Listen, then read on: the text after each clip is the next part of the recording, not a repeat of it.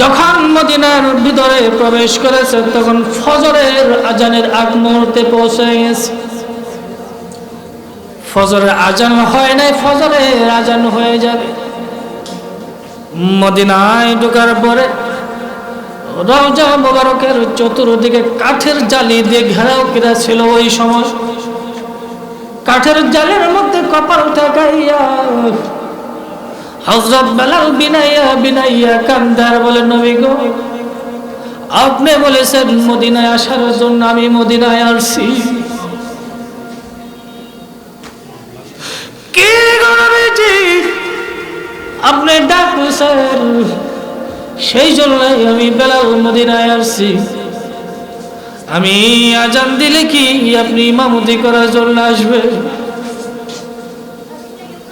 হযরত বেলাল নবীজির রওজা মুবারকের মধ্যে কাঠের জালির মধ্যে কপালটা লাগাইয়া এইভাবে বিনাইয়া বিনাইয়া কান্না করতেছে।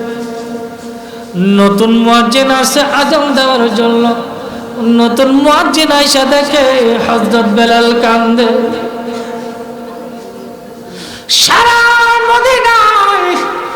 সারা মদিনায় খবর হয়ে গেছে হযরত বেলাল মদিনায় ফিরে আসছে। নতুন মুয়াজ্জিন সারা মদিনায় খবর দিয়ে দিয়েছে বেলাল মদিনায় চলে আসছে। সব সাহাবীরা দৌড় শুরু করেছে, মসজিদে নববীর দিকে দৌড়াইতেছে। আয়েশা দেখে হযরত বেলাল রওজা মুবারকের কিনারে বসে বসে কাঁদে। মুসলমান ভাইরা আমার, হযরত আবু বকর বলেন, কে রে বেলাল, বেলাল আজকে 5.5 মাস হয়ে গেল মদিনার মসজিদে তোর কণ্ঠ বাজে না।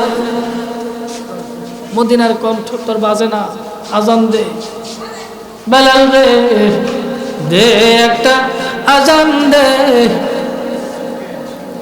নবীজি থাকতে যে কণ্ঠে আজান দিতি সেই কণ্ঠে আজান দেবে। হযরত বেলাল কারো কথা শোনে না, আবু বকরের কথা শোনে না, ওসমান গনির কথা শোনে না। হযরত আবু বকর ডাক দিয়ে বলে, এ ওসমান গনি, আমাদের কথাই হযরত বেলাল আজান দিবে না। এক কাজ করে ইমাম হাসান হুসাইনকে ডেকে নিয়ে আস। ইমাম হাসান হুসাইন বললে হয়তো আজান দিয়ে দিবে। বেহেশতের বাগানে আছে না, এই জায়গায় কিন্তু সবার ভাগ্যে জুটবে না এখানে আসার জন্য। কারণ এই মুহূর্তে বাইরে যায় খেয়াল করে দেখবেন মানুষ ঘোরাফেরা করতেছে, বাজে কাজে লিপ্ত আছে। আছে না নাই? আছে না নাই? আল্লাহ তাবারক ওয়া তাআলা আমাদেরকে অনেক লোকের মাঝখান থেকে বাছাই করে করে, মহাব্বত করে, মায়া করে এখানে আসা এবং বসার জন্য তৌফিক দান করেছেন। এই জন্য আমরা আরেকবার বলি আলহামদুলিল্লাহ। এই মাহফিলে আসার জন্য একটা ভাগ্যের ব্যাপার। ভাগ্যের ব্যাপার না, কপালের ব্যাপার। মাঝে মধ্যে আমি বলে থাকি, এক সাহেব আর এক চাকর রওনা করছে শহরের দিকে। কোন দিকে? কথা বলবেন, কোন দিকে? শহরের দিকে রওনা করছে। প্রতিমধ্যে জোহরের নামাজের সময় হয়ে গেছে। প্রতিমধ্যে জোহরের নামাজের কথা কন না কেন? জোহরের নামাজের সময় হয়ে গেছে। চাকর আবার একটু আল্লাহওয়ালা, তো চাকর বলতেছে, স্যার আমরা তো শহরের দিকে যাইতেছি, জোহরের নামাজের সময় হয়ে গেছে, আজান পড়ে গেছে, চলেন আজানটা হয়ে গেছে যখন নামাজটা আদায় করে নেই। সাহেব কয়, বেটা জীবনে দেখছস আমাকে নামাজ পড়তে?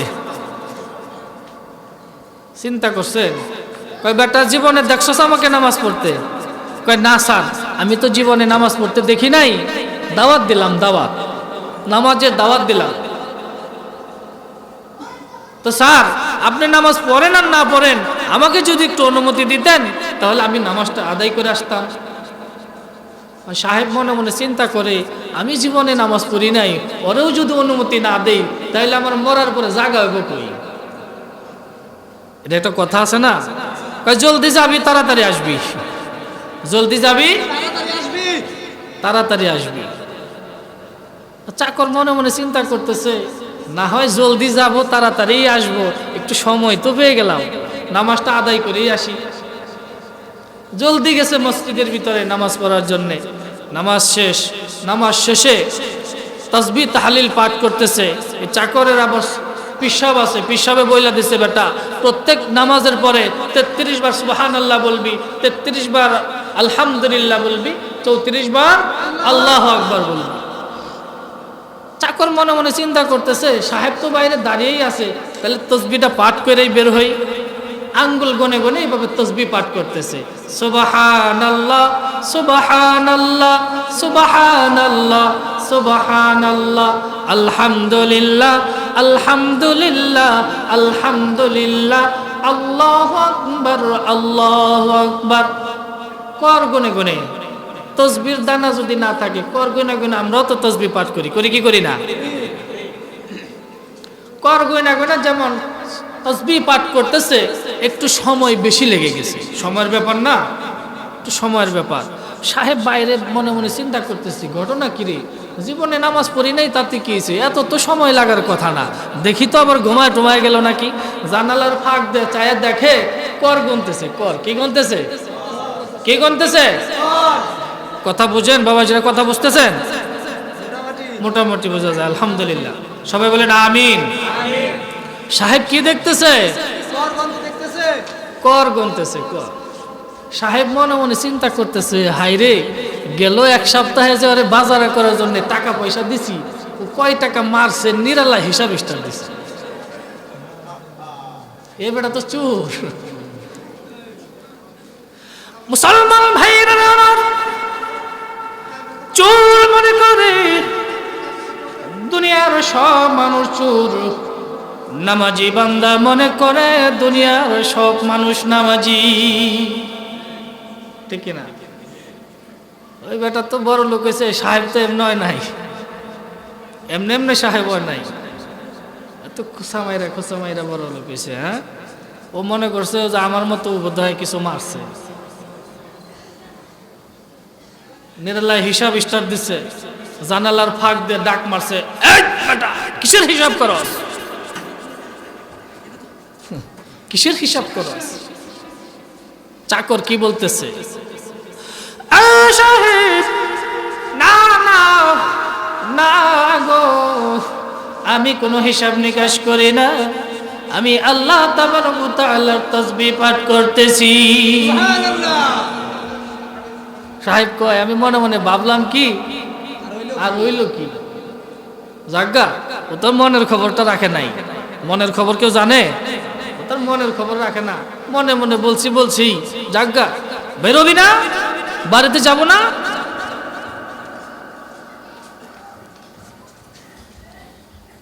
চোর তো মনে করে দুনিয়ার সবাই চোর, আর নামাজি বান্দা মনে করে সবাই নামাজি।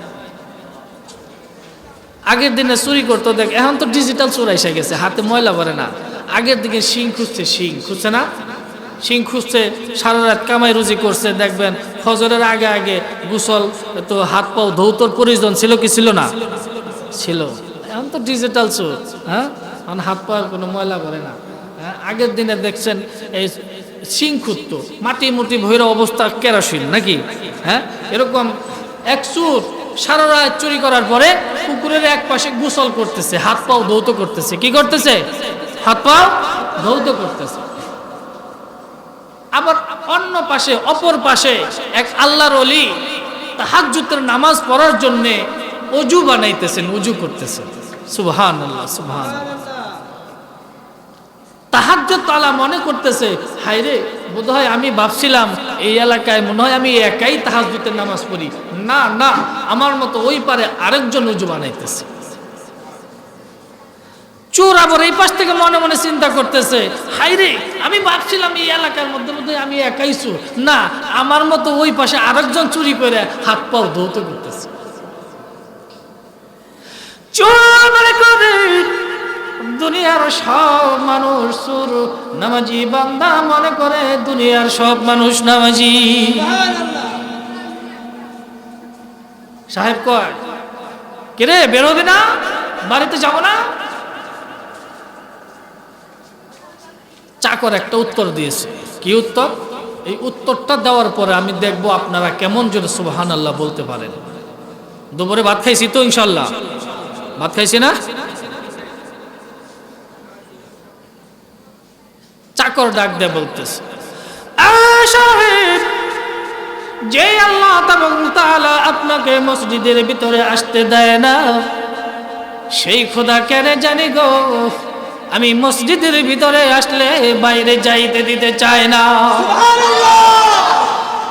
কত দামি কথা! আমি যদি মসজিদের ভিতরে আসি, আল্লাহ তাআলা আমাকে কেন জানি বাইরে যাইতে দিতে চায় না। কিছু কিছু মানুষ আছে দেখবেন, মুসল্লি, নামাজ একটু লম্বা হইলেই কয় কি কি হুজুর খালি সূরা কেরাত এত লম্বা করছে কেন? আছে না নাই? সূরা কেরাত যদি একটু লম্বা হয়, পিছন দিক থেকে সিগন্যাল দেওয়া আরম্ভ করে। ও মনে করতেছে ইমাম সাহেব খুব মজা পাইতেছে। হ্যাঁ, এত মজা তো আমার ঠেকা নাই। যত তাড়াতাড়ি মসজিদের ভিতর থেকে বের হওয়া যায়, খালি এই চিন্তা। আপনি জান্নাতি না জাহান্নামী আপনি নিজেই বুঝতে পারবেন। আপনার মন যদি বারবার সাক্ষী দেয় যে মসজিদের ভিতরে আমার ভালো লাগে, তাহলে বুঝতে হবে আমি জান্নাতি। আর যদি বারবার সাক্ষী দেয় না, তাড়াতাড়ি বের হয়ে যায়, তাড়াতাড়ি মসজিদ থেকে বের হয়ে যায়, তাহলে বোঝা যাবে আমার মন বলে আমি জাহান্নামী। এটা বোঝা যায়, বুঝতে পারবেন। এই জন্য বলতেছিলাম যে এইখানে যে আসতে ভাগ্য লাগে, কপাল লাগে। আল্লাহ তাবারক তাআলা যার কপালে রাখছেন সেই জান্নাতের ভিতর আসতে পারবে, নচেত কেউ আসতে পারবে না। ঠিক কিনা? আল্লাহ তাআলা আমাদের কপাল ভালো রাখছে বিদায় আমরা এখানে আসতে পেরেছি। এই মুহূর্তে অনেক মানুষ দেখবেন সিনেমা হলের মধ্যে লিপ্ত আছে, সিনেমা হলের মধ্যে আছে, তাস খেলতেছে, জুয়া খেলতেছে, বাজে কাজের মধ্যে লিপ্ত আছে না নাই? এই জন্য ইবাদত করার জন্য কিন্তু ধনী গরিবের কোনো প্রয়োজন নাই। আছে? বড় লোক হইতে হয়? নামাজ পড়ার জন্য টাকা পয়সার প্রয়োজন? বড় লোকের প্রয়োজন? গরিব মানুষের তো যদি নামাজের কথা কয় রাখেন হুজুর, নামাজের কথা কন, দিন আই না দিন খাই, আমি কামাই রুজি নাই, কাম করে বাসি না, আর আপনার তো শুধু নামাজ লয়ে আছে। এরকম আছে না নাই? বহুত লোক আছে এই কথা কয়। হুজুররা বলে তার নামাজের জন্য পাগল হয়ে যায়। হুজুরে কয় আপনি তো পাগল হয়ে গেছেন গা। হুজুরে বলে তার জন্য পাগল হয়েছে। নামাজ পড়লে লাভ কার? আল্লাহ। নামাজ যদি না পড়ি আল্লাহর লস আছে? নামাজ পড়ি আল্লাহর লাভ আছে? এরপরেও নামাজের পিছনে আমরা ঘুরি না, নবীকে মহাব্বত করি না, নবীকে মায়া মহাব্বত করি না। নবীকে তো মহাব্বত করতে হবে। নবীজি আমাদেরকে কেমন মহাব্বত করছেন, কেমন মায়া করছেন উম্মতদেরকে, এখনো উম্মতি উম্মতি বলে কান্না করতেছেন। হাসরের ময়দানেও তো উম্মতি উম্মতি বলে কান্না করবেন। হাসরের ময়দানে আল্লাহ রাব্বুল আলামিন জিবরাইল ফেরেশতাকে ডাক দিয়ে বলবে, জিবরাইল রে, আমার বন্ধু কোথায়? আমার বন্ধুকে আমার সালাম জানায় দাও। সুবহানাল্লাহ, সুবহানাল্লাহ। হাসরের ময়দানে আল্লাহ রাব্বুল আলামিন জিবরাইল ফেরেশতাকে বলবে, আমার বন্ধুকে আমার সালাম জানায় দাও, আমার কাছে আসতে বলো। জিবরাইল ফেরেশতা तमाम হাসরের ময়দান খুঁজবে, তন্ন তন্ন করে খুঁজবে, কোথাও দিনের নবীকে তালাশ করে পাবে না। মুসলমান ভাইরা আমার, আল্লাহ রাব্বুল আলামিন হাসরের ময়দানে জিবরাইল ফেরেশতাকে ডাক দিয়ে বলবে, জিবরাইল রে, যাও যাও আমার বন্ধুকে আমার সালাম জানায় দাও। জিবরাইল ফেরেশতা तमाम হাসরের ময়দান খুঁজবে, তন্ন তন্ন করে খুঁজবে, কোথাও দিনের নবীকে তালাশ করে পাবে না। ব্যাক করবে আল্লাহর দরবারে, আল্লাহ আমি খুঁজেছি, তন্ন তন্ন করে খুঁজেছি, কোথাও দিনের নবীকে তো তালাশ করে পাইলাম না। জিবরাইল, কিভাবে তুমি তালাশ করেছ? না না, তুমি যেভাবে তালাশ করেছ এইভাবে তালাশ করে আমার বন্ধুকে পাবে না। মাবুদ গো, তুমি বলে দাও কিভাবে আমি তালাশ করব? জিবরাইল, আমার বন্ধুকে তালাশ করে পাইতে হলে জমিনের মধ্যে কান লাগাইয়া খুঁজতে থাকো, যেখানে যাইয়া শুনতে পাবে মাটির নিচ থেকে আওয়াজ আসতেছে, রব্বি হাবলি ইয়া উম্মতি ইয়া উম্মতি। জিবরাইল রে, আমার বন্ধু তো উম্মতের কান্ডারি। মুসলমান ভাইরা আমার, এবার জিবরাইল ফেরেশতা জমিনের মধ্যে কান লাগাইয়া খুঁজতে থাকবে। খুঁজতে খুঁজতে যখন সোনার মদিনায় চলে আসবে, তখন জিবরাইল ফেরেশতা শুনতে পাবে মাটির নিচ থেকে আওয়াজ আসতেছে, রব্বি হাবলি ইয়া উম্মতি ইয়া উম্মতি। রওজার পাশে দাঁড়াইয়া জিবরাইল ফেরেশতা ডাক দিয়ে বলবেন, কি গো নবীজি, হাশরের ময়দান কায়েম হয়ে গেছে, উঠুন উঠুন, হাশরের ময়দান কায়েম হয়ে গেছে, আল্লাহ রাব্বুল আলামিন আপনাকে সালাম জানাইছে। ঠিক তখন আমার আপনার নবী রওজা পাকের দুই ধারে এইভাবে দুই হাত ভর করে মাথা উঁচু করবেন, মাথা উঁচু করে নজর করে দেখবেন নিজের ইতিম উম্মত গুলা পানি পানি বলে গলা কাটা মুরগির মতো ছটফট করতেছে। সঙ্গে সঙ্গে রওজার ভিতরে বসে পড়বেন, কি রে জিবরাইল, আমার গুনাহগার উম্মতদেরকে জাহান্নামের মুখে ছেড়ে দিয়ে আমাকে ব্যস্ত দিবার জন্য এসেছে।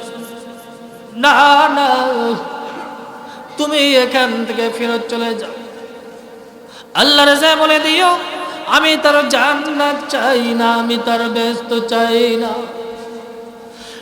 জিবরাইল, আমার গুনাহগার উম্মতদেরকে জাহান্নামের মুখে ছেড়ে দিয়ে আমাকে ব্যস্ত দিবার জন্য এসেছো? না না, আল্লাহ রাজা বলে দাও আমি তার জান্নাত চাই না। আল্লাহ রাব্বুল আলামিন জিবরাইল আমিনকে ডাক দিয়ে বলবে, জিবরাইল রে, দাও দাও আমার বন্ধুকে বলে দাও, আমার বন্ধু যেন উম্মতের জন্য না কাঁদে। জিবরাইল, আমার বন্ধুকে বলে দাও বন্ধু যেন না কাঁদে। বন্ধুর সঙ্গে আমি ওয়াদা করলাম আমার বন্ধুর কাছে জিজ্ঞাসা না করে তার একটা উম্মত জাহান্নামের পরিচয় দিব না। সুবহানাল্লাহ, একটু জিকির করে লা ইলাহা ইল্লাল্লাহ, লা ইলাহা।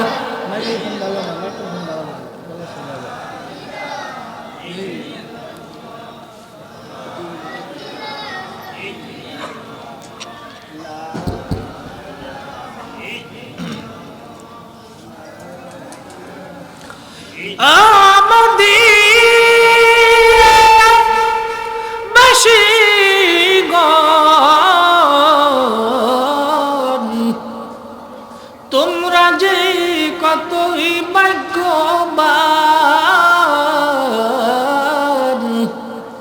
তোমাদের মাঝে শুয়ে আছেন দু জাহানের মহাজন।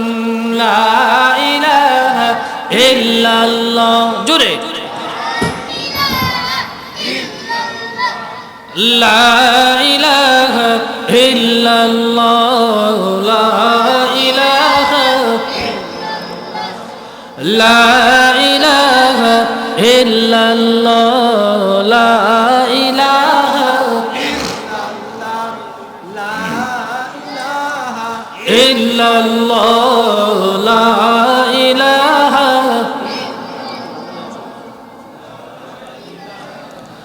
ইল্লাল্লাহ, লা ইলাহা, জোরে জোরে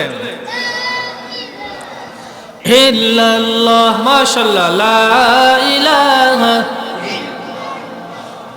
লা ইলাহা ইল্লাল্লাহ, লা ইলাহা, লা ইলাহা,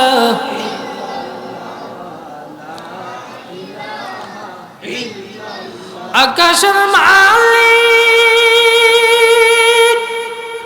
আকাশের মালিক যে আল্লাহ, জমিনের মালিক সেই আল্লাহ, লা ইলাহা ইল্লাল্লাহ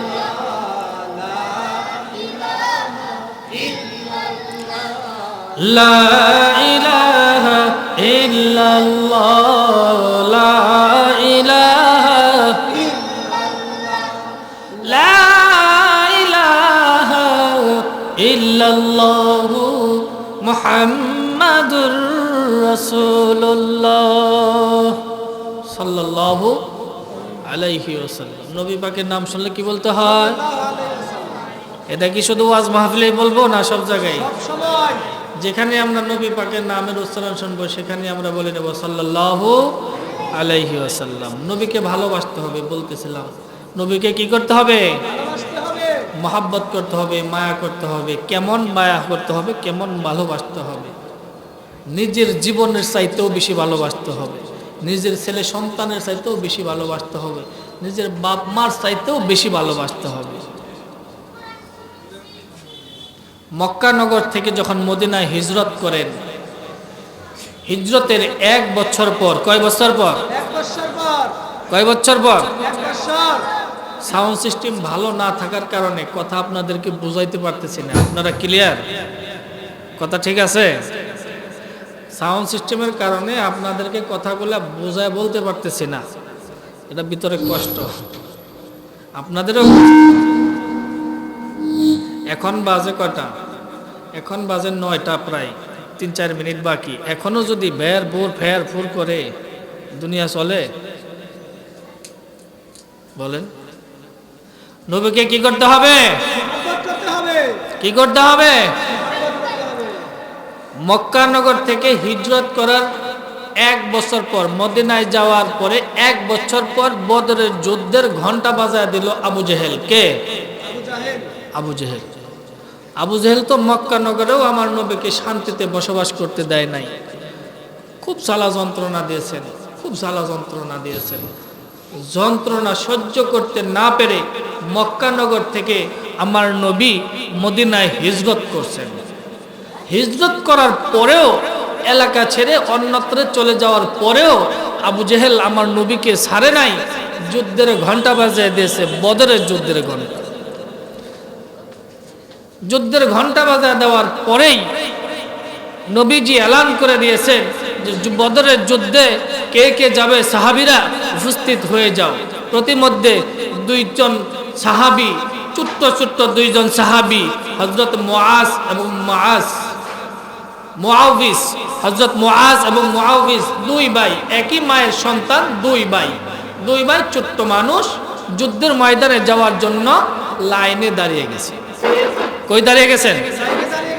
সকলেই আমার দিকে তাকান। সময় তো খুব অল্প, সময় তো বৈশা থাকে না। সময় বৈশা থাকে? আমার সময় যখন শেষ হয়ে যাবে অটোমেটিক আমার এই চেয়ার থেকে আমার উঠে যাইতে হবে, ঠিক কিনা? এই জন্য যতটুকু আমি কথা বলবো আমার দিকে তাকায় থাকতে হবে। বলনেওয়ালার দিকে যদি তাকায় থাকেন, মাইক যদি একটু সার্ভিস কমও দেয় তারপরও কথাগুলো বুঝবেন, আর যদি এদিক সেদিক তাকায় থাকেন কথাগুলো বুঝবেন না। এই জন্য যদিও একটু কষ্ট হয় আমার দিকে তাকায় থাকতে হবে। হ্যাঁ, পারবেন না ইনশাআল্লাহ? লাইনে দাঁড়িয়ে গেছে আপন 2 ভাই, এক ভাইয়ের নাম মুআজ আর এক ভাইয়ের নাম মুআউবিস। নাম মনে থাকবে? নাম লিখতেছেন। আস্তে আস্তে যখন ওই যে ছোট্ট বালক 2 ভাইয়ের কাছে এসেছে নাম লেখার জন্য, তখন নবীজি জিজ্ঞাসা করতেছেন তোমার নাম কি? হুজুর আমার নাম মুআজ, আমার ছোট ভাইয়ের নাম মুআউবিস। তোমরা তো ছোট্ট মানুষ, তোমরা তো যুদ্ধের ময়দানে অংশগ্রহণ করতে পারবে না, তোমরা তো ছোট্ট মানুষ, তোমাদেরকে যুদ্ধের ময়দানে নেওয়া যাবে না। এই কথা বলার সাথে সাথেই 2 ভাই হাউমাউ করে কান্না শুরু করে দিয়েছে। সুবহানাল্লাহ, সুবহানাল্লাহ।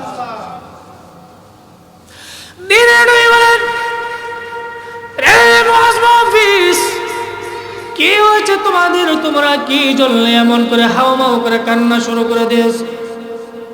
বড় ভাই ডাক দিয়ে বলল নবী গো, বাড়ির থেকে আসলাম যুদ্ধের ময়দানে যাওয়ার জন্য, মার কাছ থেকে বিদায় নিয়ে আসছি। মা গো দাও গো মা, বিদায় দাও, যুদ্ধের ময়দানে যাব গো মা। আবু জেহেল নাকি আমার নবীকে জ্বালা যন্ত্রণা দেয়, যুদ্ধের ময়দানে যাব। আবু জেহেলকে ধরে পিটাবো গো নবীজির বদলা গ্রহণ করব। মুসলমান ভাইরা আমার, দিনের নবী বলেন, রে মুহাফিজ, তোমরা দুই ভাইয়ের মধ্যে বড় ভাইকে আমি পারমিশন দিলাম। কোন ভাইকে পারমিশন দিছে? বড় ভাইকে পারমিশন দিয়ে দিছে। দুই ভাই একসাথে আসছে বাড়ির থেকে, বড় ভাই পারমিশন পেয়েছে, বড় ভাই খুশি, ছোট ভাই পারমিশন পায় নাই, ছোট ভাই কি বেজার। ছোট ভাই তো অঝরে কান্না শুরু করে দিয়েছে।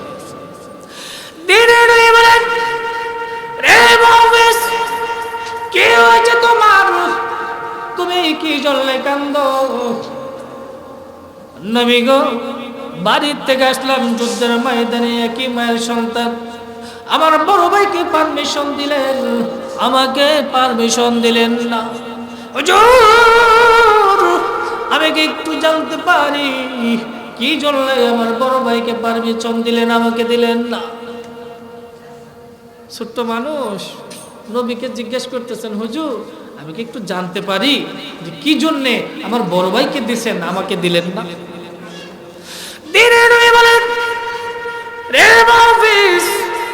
তোমার চাইতে তোমার ভাইয়ের গায়ে শক্তি বেশি, তাই তোমার চাইতে তোমার ভাইয়ের গায়ে শক্তি বেশি, তাই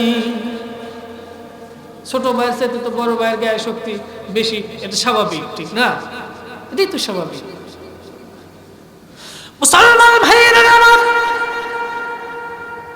হযরত মুহাফিজ বলেন, ইয়া রাসূলুল্লাহ, নবী গো, শক্তির জন্যই যদি হয় তাইলে আমার বড় ভাইয়ের সঙ্গে আমাকে কুস্তি লাগায় দেন। শক্তির জন্যই যদি হয় তাইলে আমার বড় ভাইয়ের সঙ্গে আমাকে কুস্তি লাগায় দেন। দেখে ছোট্ট মানুষ, 10 বছর বয়স, যুদ্ধের ময়দানে যাওয়ার জন্য কত আকুতি মিনতি করেছে। কে গো নবীজি, আমাকে কুস্তি লাগিয়ে দেন, আমি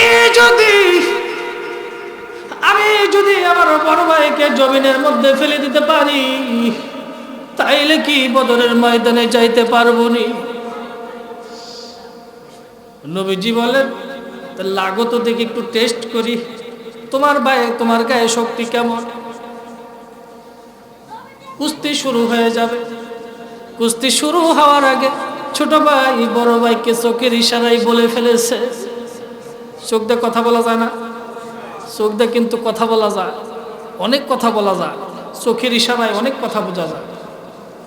চোখের ইশারায় নবীজির সামনে বুঝাই দিয়েছে। কি বুঝাইছে? কে রে ভাই, একই মায়ের সন্তান, বাড়ির থেকে আসলাম যুদ্ধের ময়দানে যাওয়ার জন্য, তোর তো পারমিশন হয়ে গেছে, আমার তো পারমিশন হয় নাই। নবী যেটা বলে সেটা করে, তোর তো পারমিশন হয়ে গেছে, এটা তো কোনোদিন ক্যান্সেল হবে না। ওর তো পারমিশন হয়েই গেছে, এটা কোনোদিন ক্যান্সেল হবে না। নবী যেটা বলে সেটা করে। কে রে ভাই, তোর তো পারমিশন হয়ে গেছে, এটা তো কোনোদিন আর ক্যান্সেল হবে না। ভাই রে, আমিও জানি তোর সঙ্গে আমি পারি না, তুইও জানোস আমি তোর সঙ্গে পারি না। কে রে ভাই, আমি জানি তোর সঙ্গে পারি না, তুইও জানোস আমি তোর সঙ্গে পারি না। তবে রে ভাই, জীবনে একবার নবীজির সামনে, আমার সামনে হার মানবি, ধাক্কা মারার সঙ্গে সঙ্গে তুই জমিনের মধ্যে পড়ে যাবি। মুসলমান ভাইরা আমার, এবার বড় ভাই ছোট ভাইয়ের চোখের ইশারায় বুঝে ফেলেছে এইবার কুস্তি শুরু হয়ে যাবে। কুস্তি শুরু হয়ে গেছে। কুস্তি সব শুরু হওয়ার এক পর্যায়ে বড় ভাই জমিনে দেখলেন কত তাড়াতাড়ি আমার বড় ভাইকে জমিনের মধ্যে ফেলে দিলাম। কি গণবেজি আপনি ভাবছেন আমার গায়ে শক্তি কম? না না, আমার গায়ে শক্তি কম না, কম না। দেখলেন আমার বড় ভাইকে কত তাড়াতাড়ি জমিনের মধ্যে ফেলে দিলাম। দিনে দিনে বলে রে বস, কি জন্য তোমরা যুদ্ধের ময়দানে যাইতে চাও? দুই ভাই ডাকতে বলে নবী গো, আজ থেকে 1 বছর আগে আপনি মক্কা নগর থেকে মদিনায় হিজরত করেছিলেন। হিজরত করেছিলেন মদিনায়, যখন আপনি প্রবেশ করেছিলেন আপনার উটের চারদিকে আমরা দুই ভাই ঘোরাফেরা করতেছিলাম আর বলতেছিলাম তোলা আল বাদরু আলাইনা ওয়াজাবা শুকুরু আলাইনা বলতেছিলাম। আর বলেছিলাম নবী গো, মক্কা নগরের সব চাইতে ছিল দুশমনকে আপনি বলেছিলেন মদিনার সালামেরা মক্কা নগরের সব চাইতে ছিল দুশমন হলো বেঈমান আবু জেহেল। কি বলবে যে সেই দিন আমরা দুই ভাই, এক ভাই আরেক ভাইয়ের হাতের মধ্যে হাত দিয়ে ওয়াদা করেছি যতদিন পর্যন্ত ওই বেঈমান আবু জেহেলকে না পেটাবো ততদিন পর্যন্ত আমরা দুই ভাই ঠিক মতো ঘুমাবো না, ততদিন পর্যন্ত ঠিক মতো ঘুমই পারবো না। কি বলবে যে আমি ওয়াদা করেছি যতদিন পর্যন্ত ওই বেঈমান আবু জেহেলকে না পেটাবো ততদিন পর্যন্ত আমরা দুই ভাই ঠিক মতো খাবার খাবো না। মুসলমান ভাইরা আমার দিনের বলেন, আরে মুআজ মাহফিজ যাও যাও, তোমাদের দুই ভাইকে বদরের ময়দানে যাওয়ার জন্য অনুমতি দিয়ে দিলাম। দুই ভাই খুশি, খুশি না বেজার? খুশি না বেজার? খুশি, আনন্দ, কত আনন্দ। হায়রে দুই ভাই একই মায়ের সন্তান যুদ্ধের ময়দানে যাওয়ার জন্য আরসি অনুমতিও দিয়ে দিয়েছে, একটা দৌড় দিয়ে দিয়েছে। বড় ভাই ছোট ভাইকে ডাক দেয় বলে আরে ভাই নবীর বদলা লওয়ার টাইম সইলা যা। বড় ভাই ছোট ভাইকে ডাক দেয় বলে ভাই রে তুই পিছন দিক থেকে খেয়াল করবি, পিছন দিক থেকে যেন কেউ আক্রমণ করতে না পারে। এরা তো ছোট্ট মানুষ, আবু জেহেলকে চিনে না, আবু জেহেলকে চিনে না। আবু জেহেলের বাড়ি তো মক্কায় আর এই বাচ্চাদের বাড়ি হলো মদিনায়। বাচ্চা মানুষ, এরা আবু জেহেলকে চিনে না। দেশ গ্রামে এমন লোক আছে না ঢাকা শহরে জীবনে যায় নাই, আছে না নাই? অনেক লোক আছে, বহুত লোক আছে যে জীবনে ঢাকা শহরেই যায় নাই। তো এত ছোট্ট মানুষ আবু জেহেলকে চিনে না, আবু জেহেলকে চিনে না। কিছু দূর যাওয়ার পরে নবীর এক সাহাবী আব্দুর রহমান, তার সঙ্গে সাক্ষাৎ হয়ে গেছে। বড় ভাই ডাক দিয়ে বলতেছে চাচা যান, আপনার বাড়ি তো মক্কা নগরে, আপনি কি একটু আবু জেহেলকে দেখাইয়া দিবেন, আবু জেহেলকে একটু চিনাইয়া দিবেন? আব্দুর রহমান ডাক দিয়ে বলতেছেন তোমরা ছোট্ট মানুষ, এত অল্প বছর বাচ্চা, তোমরা আবু জেহেলকে দিয়ে কি করবা? আবু জেহেল তো অনেক বড় মাপের লোক, আবু জেহেল অনেক বড় মাপের লোক না, তো বড় নেতা, তো নেতা, আরে নেতা, নেতার ঘরে নেতা, নেতা তো ক্ষমতাই আলাদা, নেতাদের ক্ষমতা আলাদা না। লম্বা ঘোড়ার পৃষ্ঠে বসে আছে আবু জেহেল, লম্বা ঘোড়ার পৃষ্ঠে, দামি ঘোড়া, নেতা মানুষ তো। এই আবু জেহেল নেতা, এই নেতা একবার বিয়ার দাওয়াত পাইছে। কিসের দাওয়াত পাইছে? কিসের দাওয়াত পাইছে? বিয়ে বাড়ি গেলে কিছু নিয়ে যাইতে হয় না, নাকি এমনি এমনি খাওয়া যায়? কিছু নিয়ে যাওয়া লাগে না। আবু জেহেল মনে মনে চিন্তা করতেছে আমি এত বড় একটা নেতা, তাহলে বিয়ে বাড়ি যাবো, আমি কি নিয়ে যাব? আমি একটা ভগবান দিয়ে ফেলাই। কি দিয়ে ফেলাই? ভগবান। এটা ভগবান সুন্দর করে তুলি দিয়ে রং টং লাগাইয়া কান্দে করে ছুটছে বিয়ে বাড়ি দাওয়াত খাওয়ার জন্য। কে? কে? কিছু দূর যাওয়ার পরে ধরছে পেশাব। কিসে ধরছে? ঘুমায় গেছে? কিসে ধরছে? পেশাব ধরছে। মানে আবু জেহেল মনে মনে চিন্তা করছে, ভগবান কান দিল পেশাব করে, একটা বেদবি। বেদবি না? ভগবান কান দিল যদি পেশাব করে, এটা একটা বেদবি না? কথা বল না কে? বেদবি না? এই ভগবানটা করছে কি, এক গাছের গোড়ার মধ্যে বসাইয়া অপর পাশে গেছে পেশাব করার জন্য। কি করার জন্য? আপনাদের এই এলাকায় কুত্তা আছে না? কুত্তারে পেশাব করতে দেখছেন? কুত্তা দেখবেন পর্দা ছাড়া পেশাব করে না। কি ছাড়া করে না? যে কোনো উঁচা জায়গা, তাহলে গাছের গোড়ালি, মানে একটু পর্দা লাগবে, পর্দা ছাড়া খোলামেলা জায়গায় কুত্তায় পেশাব করে না। আবার এটার দিক দিয়ে যাইতেছে কুত্তা, ওই যে কোন জায়গায়, যে জায়গায় ভগবান বসা করে খাড়া করে তুইছে, তা কুত্তা যখন যাইতেছে, কুত্তা মনে মনে চিন্তা করতেছে, আমারও পেশাবের ব্যাগ ধরছে, গাছের গোড়ার মধ্যে কি জানি দেখা যায়, উঁচা উঁচা দেখা যায়, জায়গা উনি সাইরা দিয়ে যায়। একেবারে ভগবান সোজা এমন ঠ্যাং তুলছে, শুশু শুশু শুশু করতেছে। আবু জেহেল কান সারতেছে সামনে, সাওন আসতেছে পিছনে। আবু জেহেল কয় যে কি ব্যাপার, আমার শব্দ তো সামনে আসার কথা, পিছনে শুশু করে কে? পিছন দিকে তাকায় দেখে একবারে ভগবান গোসল হয়ে গেছে।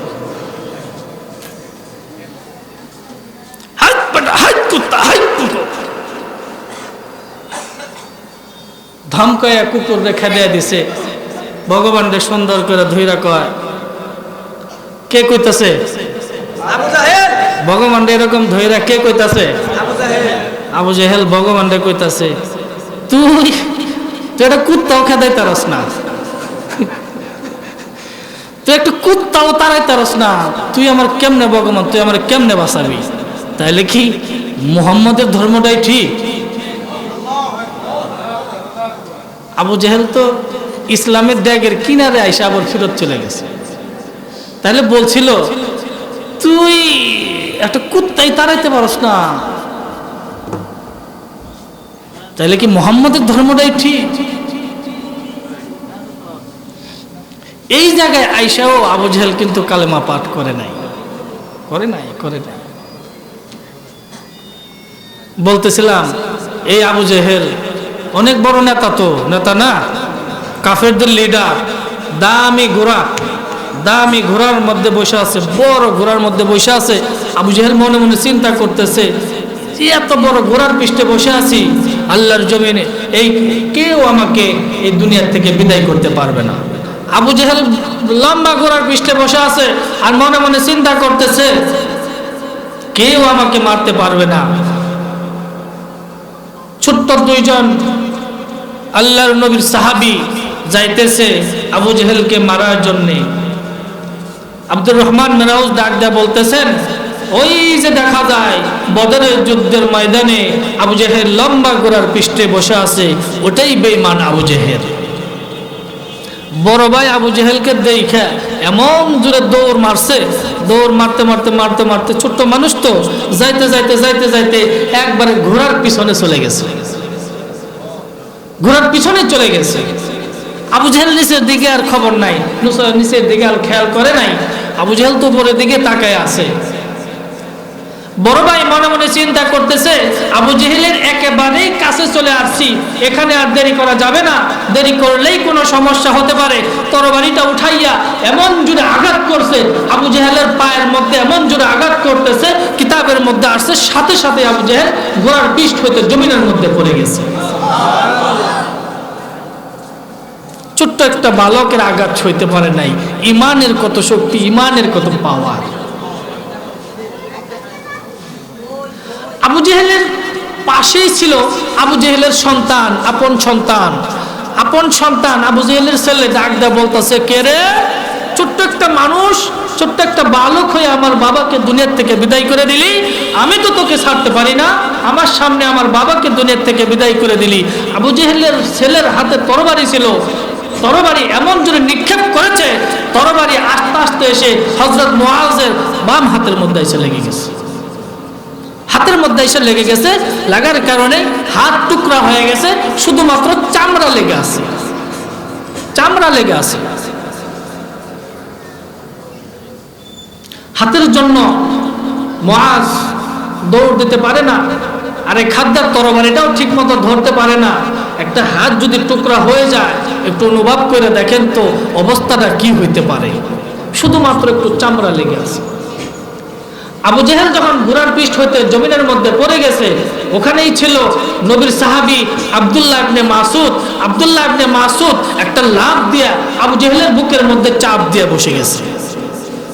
এই আব্দুল্লাহ ইবনে মাসউদ আবু জেহেলের বুকের মধ্যে একটু চাপ দিয়ে বসা থাকে। হ্যাঁ, এই সাইডটা একটু পরে আসি, দেখি এই হযরত মুআজের অবস্থাটা কি হয়ে গেল। হাত টুকরা হয়ে গেছে, শুধুমাত্র একটু চামড়া লেগে আছে, হাত এরকম করে জ্বলতেছে। হাতের জন্য দৌড় দিতে পারে না, তরবারি ধরতে পারে না, যুদ্ধের ময়দানে কোনো কাজকর্ম করতে পারতেছে না। বড় ভাই, মুসলমান ভাইয়েরা আমার, এবার বড় ভাই হাতের দিকে তাকাইয়া হযরত মুআজ ডাক দেয় বলে, হাত তুই যদি একেবারে পড়ে যাইতি তাইলেও তো ভালো হইতো, একেবারে পয়রা যাইতে গিয়ে তাও তো একটা কাজ হইতো। হ্যাঁ, কে রে হাত, তুই যদি একেবারে পড়ে যাইতি তাইলেও তো একটা কাজ হইতো। তোর জন্য আমি আরেক হাতে তরবারি ধরতে পারি না, তোর জন্য আমি দৌড় দিতে পারি না, তোর জন্য আমি যুদ্ধের ময়দানে অংশগ্রহণ করতে পারি না। রে হাত, এই যে দেখ তোর সঙ্গে আমি কি রূপ ব্যবহার করি। মুসলমান ভাইরা, 12 বছরের বালক, বড় ভাই 12 বছর, ছোট ভাই 10 বছর বয়স। 12 বছরের বালক এক হাত দিয়ে আরেক হাতটাকে এভাবে কবজির মধ্যে থাপা দিয়ে ধরছে, বদরের মাটির মধ্যে শোয়াইছে। বদরের মাটির মধ্যে শোয়াইয়া ডাইন পাও তুইলা কবজার মধ্যে পাড়া মারছে। মুসলমান ভাইয়েরা আমার, ডাইন পাও তুইলা যখন কবজার মধ্যে পাড়া মারছে, পাড়া মেরে এমন জোরে টান মারছে রে বাবা, হাত ছিন্ন হয়ে বদরের ময়দানে ছটফট করতেছে। হাতের দিকে তাকাইয়া হযরত মুআজ ডাক দিয়ে বলে, হাত রে, কাল কিয়ামতের ময়দানে আল্লাহ রাব্বুল আলামিন তোর জবান খুলে দিবে। কে রে হাত, কাল কিয়ামতের ময়দানে তুই সাক্ষী দিবি নবীর জন্যই তোকে আমি কুরবানি দিয়ে দিলাম, নবীর জন্যই আমি তোকে কুরবানি দিলাম। বড় ভাই অসুস্থ, একটা হাত পড়ে গেলে অসুস্থ না, করুণ অবস্থা। ছোট ভাই বড় ভাইকে আঞ্জা দিয়ে ধরে খেজুর গাছের গোড়ার মধ্যে বসাইয়া দিয়েছে। ছোট ভাই বড় ভাইকে এইভাবে হাত বোলায় আর মোহাব্বত করে, ভাই রে, একই মায়ের সন্তান, বাড়ির থেকে আসলাম যুদ্ধের ময়দান, তোর কপাল কত ভালো রে, তুই নবীর নামে হাত কুরবানি দিলি, আমি তো কিছুই দিতে পারলাম না। ছোট ভাইয়ের আফসোস দেখছে যে তুই তো একটা হাত দিয়ে দিলি, আমি তো কিছুই দিতে পারলাম। কে রে ভাই, তুই তো হাত দিয়ে দিলি, আমি কিছুই দিতে পারলাম না। বড় ভাই ডাক দেয় বলে, ভাই রে, আমার তো হাত চলে গেছে, আমার খুব কষ্ট হইতেছে। ছোট ভাই বড় ভাইকে ডাক দেয় বলে, ভাই রে, কেমন লাগে তোমার, তোমার খুব কষ্ট হইতেছে, তোমার একটা হাত পড়ে গেছে, তোমার খুব খারাপ লাগতেছে, খুব কষ্ট হইতেছে। ও ভাই, তোমার কি কিছু খাইতে মনে চায়? একটু ঠান্ডা পানি নাও, একটু শরবত, না হলে কিন্তু ফল ফ্রুট খাইতে মনে চায়নি। মুসলমান ভাইয়েরা আমার, আমার বড় ভাই ডাক দে বলে, না না, আমার মন যেটা চায় সেটা তুই দিতে পারবি না। কেন পারবো না? তুমি একবার বলেই দেখ, আমি তোমার ভাই লাগি, একই মায়ের সন্তান, আমি তোমার ভাই লাগে আমি যেমনে পারে আমি তেমনি ম্যানেজ করব। পারবি পারবি রে, দিনের নবীকে এক নজর দেখাইতে পারবি নি। হাত গেছে গা, এরপরেও নবীকে ভুলে নাই। ছোট ভাই ডাকতে বলে, কে রে ভাই কেমন লাগে, তোমার খুব কষ্ট হইতেছে তাই না? বড় ভাই ডাক দে বলে, আমার কেমন লাগে আমি বলবো, আমি যেন আমার নাকের পাশে জান্নাতের সুঘ্রাণ অনুভব করতেছি, সুঘ্রাণ অনুভব করতেছি। দেখে ছোট্ট মানুষ নবীজিকে কেমন মায়া করছে, কেমন মহাব্বত করছে। আমরা নবীর উম্মত হয়ে তো কিছুই করি না, করি নবীকে মায়াও করি না, মহাব্বত করি না। সুন্নতের আমল আমাদের ভিতরে নাই। সুন্নত আছে, শুধু মিষ্টি খাওয়ার সুন্নতটাই চালু রাখছি। হ্যাঁ, মিষ্টি খাওয়ার সুন্নতটা আমরা চালু রাখছি। কয় হুজুর মিষ্টি আগে খাইবেন না পরে খাইবেন, সুন্নত কোনটা? আর দাড়ির কথা কইলে কয় রাখেন হুজুর, এখন পর্যন্ত বিয়ে শাদী করলাম না, কিসের আবার দাড়ি? পাগল হয়ে গেছেন গা দাড়ি রাখার জন্য। হুজুরে বলে তার দাড়ি রাখার জন্য পাগল হয়ে গেছে। কি করে করে কি এই কথা বোঝা যায়? একবার কথা ওদিক যায়, একবার এদিকে যায়। কথা লাড়াছাড়া করেন না তো ভাই, আগের টোনটা দেন, আগের টোনটা দিয়ে দেন। মাথাটা নষ্ট করে দিছে। এত বড় একটা মাহফিল, সাউন্ড সিস্টেম আছে। আবু জেহেল উটের ঘোড়ার পিঠ হইতে পড়ে গেছে, আব্দুল্লাহ ইবনে মাসউদ বুকের মধ্যে চাপ দিয়ে বসছে। মনে আছে তো? মনে আছে? মুসলমান ভাইয়েরা, আব্দুল্লাহ ইবনে মাসউদ ডাক দিয়ে বলে, রে আবু জেহেল, এইবার পর কালেমা, পর কালেমা পর। তুই যদি এবার কালেমা পড়ে মুসলমান হয়ে যাস তাহলে আমি তোকে ছেড়ে দেব। আবু জেহেল দুনিয়া থেকে বিদায় হয়ে যাবে, এরপর ওর কথা ছাড়ে না। আবু জেহেল ডাক দেয়া বলে, মুহাম্মদ তোদেরকে জাদু করতে পারছে, আব্দুল্লাহর ছেলে মুহাম্মদ তোদেরকে জাদু করতে পারছে, আমি আবু জেহেলকে জাদু করতে পারে নাই। দেখেন বেঈমান তো, বেঈমান তো, কপালে কোনো ইসলাম নাই। কালেমা পাঠ না করার কারণে আব্দুল্লাহ ইবনে মাসউদ আর দেরি করে নাই, বডির থেকে মাথাটা আলাদা করে ফেলেছে, আলাদা করে ফেলেছে।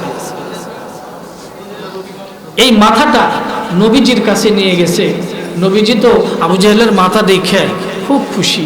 কিরে আব্দুল্লাহ ইবনে মাসউদ, কেমনে করে এই নেতার মাথাটা তুই নিয়ে আসলি? কেমনে করে নিয়ে আসলি? কেমনে করে নিয়ে আসলি? নবীও হাসেন, নবীর সাহাবীও মুস্কি মুস্কি হাসতেছেন। বন্ধুগণ, বলতেছিলাম নবীকে মহাব্বত করতে হবে, নবীকে মায়া করতে হবে, ভালোবাসতে হবে, ঠিক কিনা? সাহাবা আজমাইনদের দিকে তাকিয়ে দেখেন কেমন মহাব্বত করছে, ছোট্ট মানুষ কেমন মহাব্বত করছেন। হযরত বেলালের দিকে তাকিয়ে দেখেন কেমন মহাব্বত করছেন, কেমন মহাব্বত করছেন হযরত বেলাল। বেলালের নাম শোনেন না আপনারা? বেলাল কি সুন্দর মানুষ ছিল? কালো মানুষ, কালো বেলাল। বেলালে হাবশি এমন কালো ছিল, কিন্তু এরপরেও আল্লাহ তাবারক তাআলা বেলালকে এমন ভাবে কবুল করেছেন, যেই বেলাল মদিনার মসজিদে আজান না দিলে আজানের আওয়াজ আরশে আজিমে পৌঁছে না। সুবহানাল্লাহ বলবেন না? আপনাদের মন কোন দিকে? এদিকে? আপনাদের মন ওদিকে থাকাটাই স্বাভাবিক, আমার মন ওইদিকে। কথা ঠিক না? আমার মনটাও ওইদিকে, আপনাদের মন আর কোন দিকে যাবে? একটু জিকির করি, লা ইলাহা ইল্লাল্লাহ। শেষ।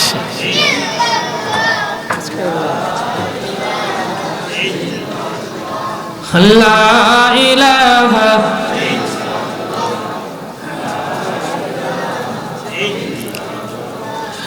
লা ইলাহা ইল্লাল্লাহ, লা ইলাহা ইল্লাল্লাহ। এদিকে আসতে বলেন, আসতে বলেন। আসেন আসেন আসেন আসেন, এদিকে আসেন। আপনি আসেন আসেন আসেন আসেন। লা ইলাহা ইল্লাল্লাহ, লা ইলাহা,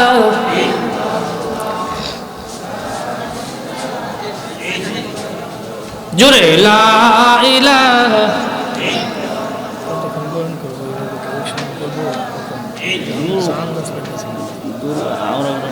আমি কালী শুরু কি আর কালী শুরু করবো কি ওয়াজ করবো কি আপনি কোন আমি কী করবো আপনি মানে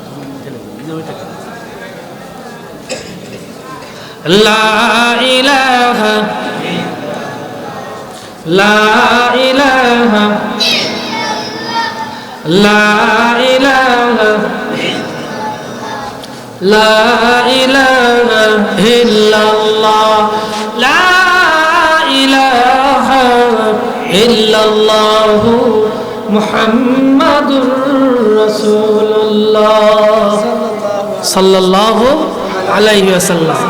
এদিকে নজর দেই বাবাজিরা, এদিকে নজর দেই, কেউ তাকাবো না। আর এই সাউন্ড সিস্টেমের বগালে কেউ আসবেন না, হ্যাঁ সব যান। আমরা চা খান গা, খুব ভালো করছেন, সার্ভিস খুব ভালো পাইতেছি, তাই না? ভালো পাইতেছি না? ভালো পাইতেছি না? আলহামদুলিল্লাহ। এখানে কেউ হাত দিবেন না, আপনারা চলে যান, চা খান গা। আমি যখন এখান থেকে নামবো এরপরে আসবেন, ঠিক আছে না বাবাজিরা? সব এদিকে আয়া লড়াচড়া করতেছে, সব মানুষ ওদিকে তাকাইতেছে, আমার বয়ান হইতেছে না, কথা হইতেছে না। কথা ঠিক কিনা? খারাপ লাগতেছে? খারাপ লাগতেছে? সময় তো অল্প, 9:30 অলরেডি বেজে গেছে। আমার সময় খুব কম, গভীর মনোযোগ, অল্প সময় কথা বলবো। আমার দিকে সকলে তাকায় থাকেন, কেউ এখানে আসবেন না। বলতেছিলাম বেলাল হাবশি কালো ছিল না সুন্দর ছিল? কিন্তু আল্লাহ তাবারক ওয়া তাআলা কেমন মহব্বত করছেন, যে বেলাল মদিনার মসজিদে আজান না দিলে আরশে আযমে আজানের আওয়াজ পৌঁছে না। সুবহানাল্লাহ। এই বেলাল নবীকে মহব্বত করছেন, কত মায়া করছেন। নবীজি যেদিন দুনিয়া থেকে বিদায় হয়ে যাবেন, যেদিন নবীজি দুনিয়া থেকে বিদায় হয়ে যাবেন, আবু বকরকে ডাক দিয়ে বলতেছেন, আবু বকর, আমি নবীজি আজকে আমার ইন্তেকালের দিন, আমি সব সাহাবীদেরকে দেখতেছি, আমি তো আমার বেলালকে দেখতেছি না। কে রে আবু বকর, আমার ইন্তেকালের দিন সব সাহাবীদেরকে দেখি, আমি কেন আমার বেলালকে দেখি না? আমার বেলালকে সালাম জানাইয়া দাও। হযরত আবু বকর বেলালকে ডাকাইলেন। বেলাল যখন নবীজির সামনে হাজির হয়ে গেছে, ধীরে ধীরে বলেন, কে রে বেলাল, কি এমন কষ্ট দিয়ে ফেলেছি? সব সাহাবীদেরকে দেখতেছি, তুই কেন দূরে দূরে থাকিস? হযরত বেলাল কান্না বিজড়িত কণ্ঠে ডাক দিল, নবী গো, না না, জীবনে আপনি কোনোদিন আমাকে কষ্ট দেন নাই, কিন্তু গো নবীজি, আপনি দুনিয়া থেকে বিদায় হয়ে যাচ্ছে, আমি বেলাল মানাইতে পারতেছি না। কি গো নবীজি, আমি কুলাইতে পারতেছি না, সেই জন্য আমি বেলাল একটু দূরে দূরে থাকি।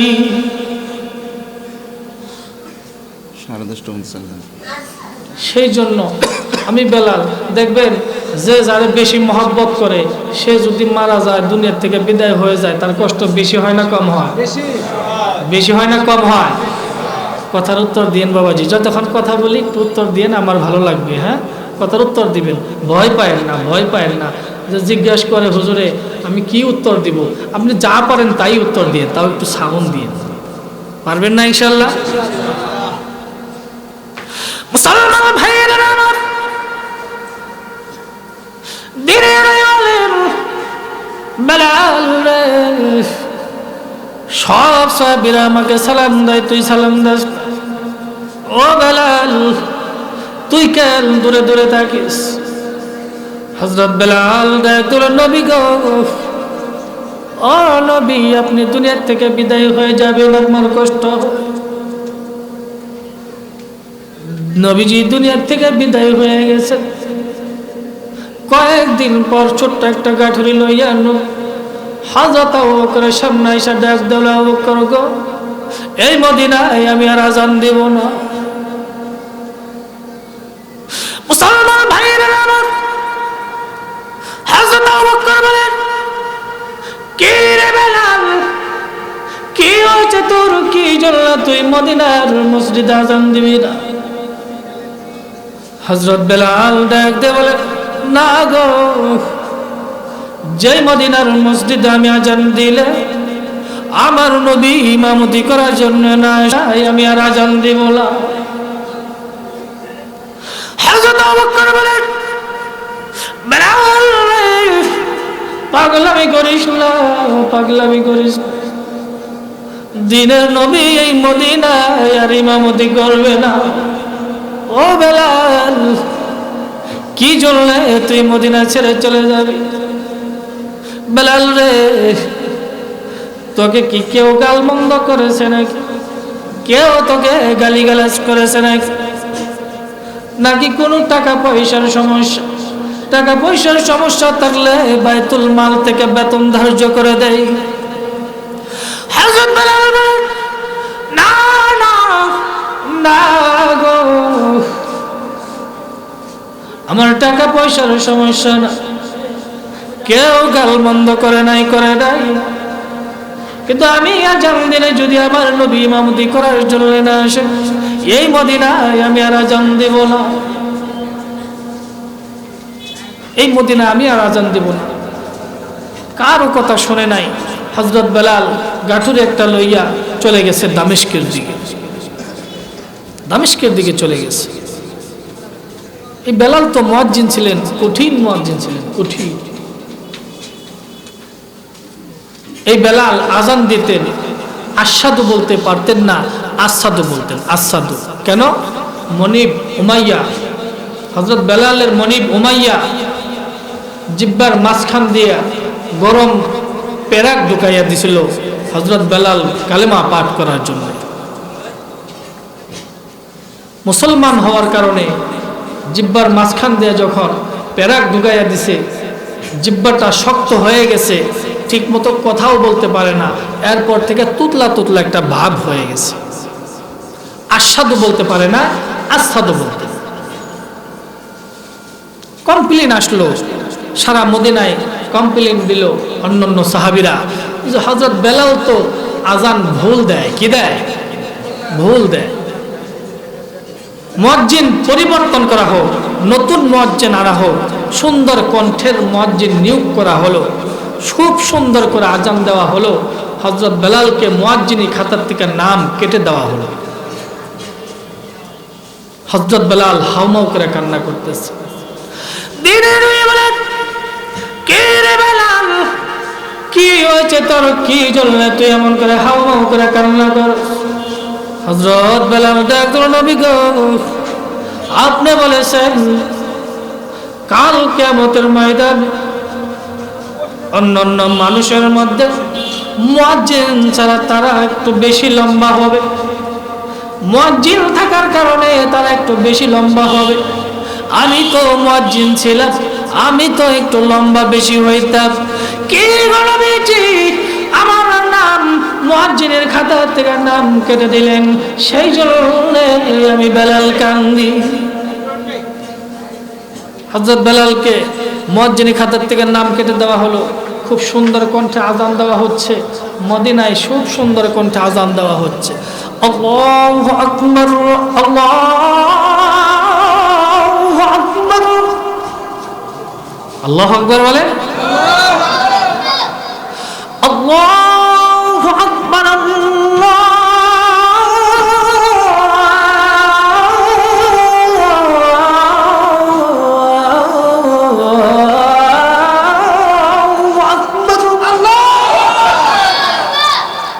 সুন্দর কণ্ঠ বাজে মদিনার মসজিদে।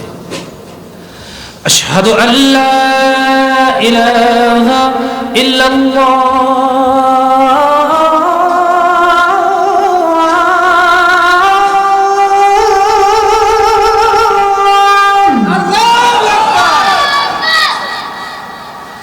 আশহাদু আল্লা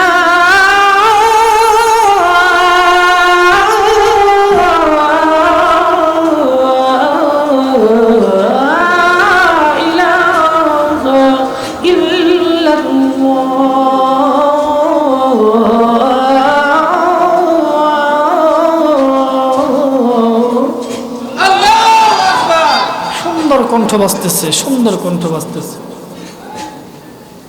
একদিন, 2 দিন, 3 দিন পর জিবরাইল ফেরেশতা নবীজির সামনে হাজির হয়ে গেছে। কে গো নবীজি? আল্লাহ রাব্বুল আলামিন আমাকে জানার জন্য পাঠাইছে, কেন আজকে মদিনায় 3 দিন পর্যন্ত আজান হয় না? ধীরে ধীরে বলেন, কে বলো জিবরাইল? না না, তোমার কথা সঠিক না জিবরাইল রে, মদিনার মসজিদে আজান হয়, আগের চাইতে তার সুন্দর কণ্ঠে আজান হয়। জিবরাইল ফেরেশতা ডাক দেয়, বলে নবী গো, না না,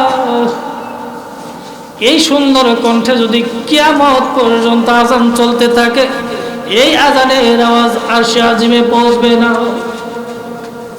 কে বলবে যে আল্লাহ রাব্বুল আলামিন বলে দিস, যতদিন পর্যন্ত এই মদিনার মসজিদে বেলাল আজান না দিবে, ততদিন পর্যন্ত আরশে আজিমে আজানের আওয়াজ পৌঁছবে না।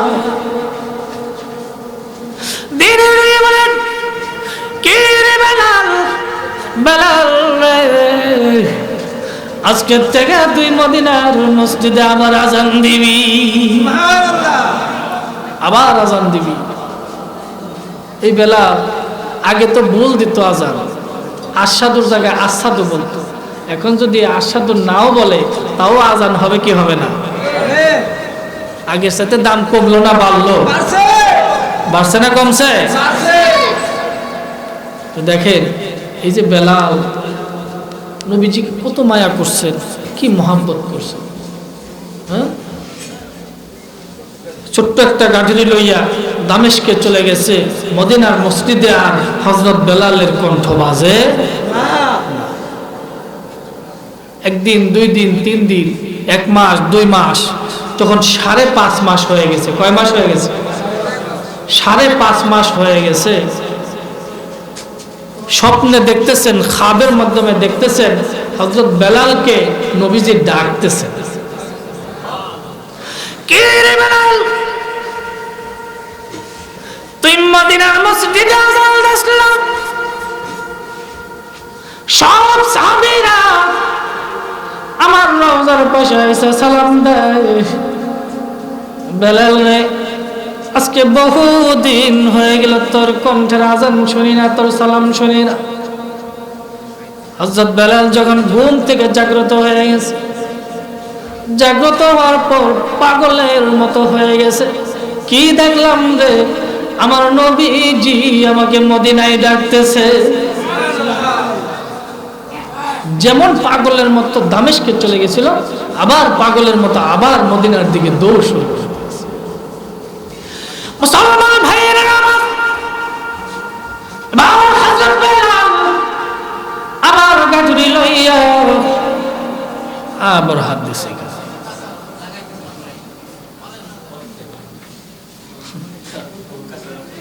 আবার হাত দিছে, কইছে যে চা খানকে পরে ঠিক করে বলে দিছিল। আজ হয়েছে, সুন্দর হয়েছে, সুন্দর হয়েছে না ভাই? সুন্দর হয়েছে না?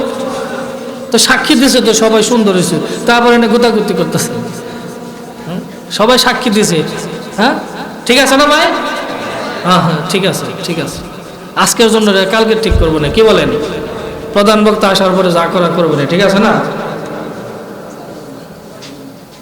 হযরত বেলাল কোন দিকে দৌড়াইতেছে? কোন দিকে? মদিনার দিকে দৌড়াইতেছে। মুসলমান ভাইরা আমার,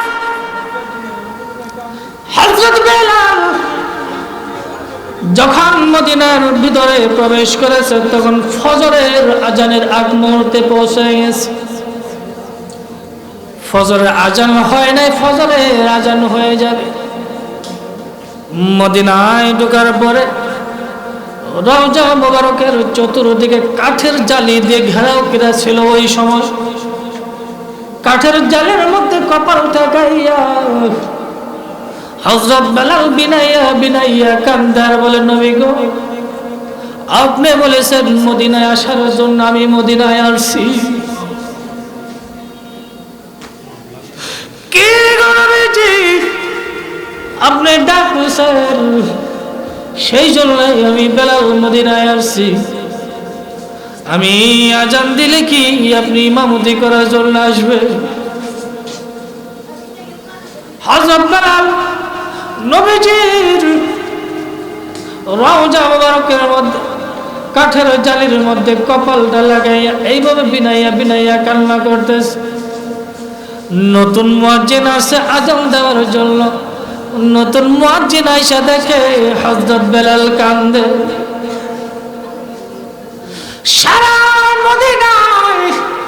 সারা মদিনায় খবর হয়ে গেছে হযরত বেলাল মদিনায় ফিরে আসছে।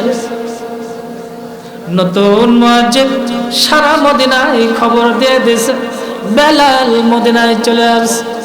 সব সাহাবীরা দৌড় শুরু করেছে, মসজিদুন নববীর দিকে দৌড়াইতেছে। আয়েশা দেখে হযরত বেলাল রওজা মুবারকের কিনারে বসে বসে কাঁদে।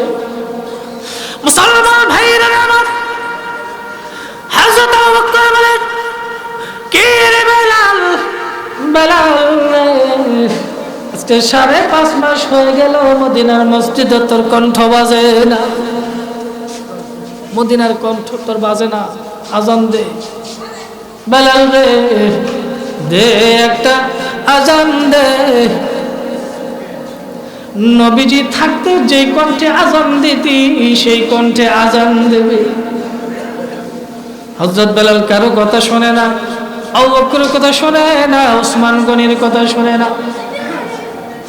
হযরত আবু বকর ডাক দিয়ে বলে, এ ওসমান গনি, আমাদের কথাই হযরত বেলাল আজান দিবে না। এক কাজ করে ইমাম হাসান হুসাইনকে ডেকে নিয়ে আস। ইমাম হাসান হুসাইন বললে হয়তো আজান দিয়ে দিবে। ইমাম হাসান হুসাইনকে ডেকে আনা হলো। ইমাম হাসান হুসাইন যখন হযরত বেলালের এরকম হাত ধরে মিনারার দিকে টেনে টেনে নিয়ে যাচ্ছে, তখন হযরত বেলাল মনে মনে চিন্তা করতেছে, না, এতক্ষণ আমি যাই করছি আর না করছি, এই মুহূর্তে আমি আর না আজান না দিয়ে আমি আর থাকতে পারবো না। কারণ নবীজির কলিজার টুকরা ইমাম হাসান হুসাইন, ইমাম হাসান হুসাইন তো অনেক আদরের নাতি ছিলেন। আদরের নাতি ছিলেন না? হ্যাঁ, নানারা তো দেখবেন নাতি মুক্তারা যারা আছে তাদেরকে খুব মহব্বত করে। হ্যাঁ, নানারা যারা নানা আছেন, নানা আছেন না এখানে, নানারা কিন্তু মেয়ের ঘরের নাতিনকে খুব আদর করে, আছে না এরকম? হ্যাঁ, কান্দে করে ঘুরে। আমার নবীজিও হ্যাঁ ইমাম হাসান হুসাইনকে কান্দে নিয়ে ঘুরছেন, ঘোরাফেরা করছেন। দাহিয়াতুল কলবির নাম শুনছেন? দাহিয়াতুল কলবি, এই দাহিয়াতুল কলবির সূরত দরিয়া জিবরাইল ফেরেশতা হ্যাঁ নবীজির সামনে মাঝে মধ্যে হাজির হইতেন। দাহিয়াতুল কলবি খুব সুন্দর একজন সাহাবী ছিলেন, খুব সুন্দর সাহাবী ছিলেন। এই দাহিয়াতুল কলবির সূরত দরিয়া যখন নবীজির সামনে হাজির হইতেন, এই ইমাম হাসান হুসাইনের জন্য কিছু না কিছু নিয়ে আসতেন। এই দাহিয়াতুল কলবি, আসল যে দাহিয়াতুল কলবি, নবীজির সামনে যখন আসতেন ইমাম হাসান হুসাইনের জন্য কিছু না কিছু নিয়ে আসতেন। জিবরাইল ফেরেশতা একদিন দাহিয়াতুল কলবির সূরত দরিয়া নবীজির সামনে হাজির হয়েছেন, কিন্তু পকেটের মধ্যে কিছু নাই, খালি। এ তো জিবরাইল ফেরেশতা, তো দাহিয়াতুল কলবি না। আসল দাহিয়াতুল কলবি যেদিন আসে, ইমাম হাসান হুসাইন ছোট্ট মানুষ, একটা দৌড় দেয়া যায়, হ্যাঁ একটা দৌড় দেয়া যাইয়া নবীর সাহাবী দাহিয়াতুল কলবির কুলের মধ্যে উঠে নিজে নিজেই পকেটের মধ্যে হাত দিয়ে যে সমস্ত জিনিসগুলো আনে সব জিনিস খাইতে শুরু করে। কিন্তু আজকে জিবরাইল ফেরেশতা ওই যে দাহিয়াতুল কলবির সূরত দরিয়া নবীজির সামনে হাজির হয়েছে, ইমাম হাসান হুসাইন তো বুঝতে পারে নাই এই যে জিবরাইল ফেরেশতা। ওই যে মনে করছে আসল দাহিয়াতুল কলবি। বাচ্চারা দেখবেন কিছু যদি নিয়ে আসে, আবার যদি আসে, এটা তো একটা আশাই থাকে না, যে কিছু না কিছু নিয়ে আসছে। একটা দৌড় দেয়া যাইয়া ওই জিবরাইলের কুলের মধ্যে উঠে জিবরাইলের পকেটের মধ্যে হাত দিতেছে। হাত দেওয়ার পর তো আর কিছুই নাই। জিবরাইলের মনটা একটু খারাপ হয়ে গেছে। আমার নবীজি মুস্কি মুস্কি হাসতেছে। কে রে জিবরাইল? না না, তুমি মন খারাপ করিও না।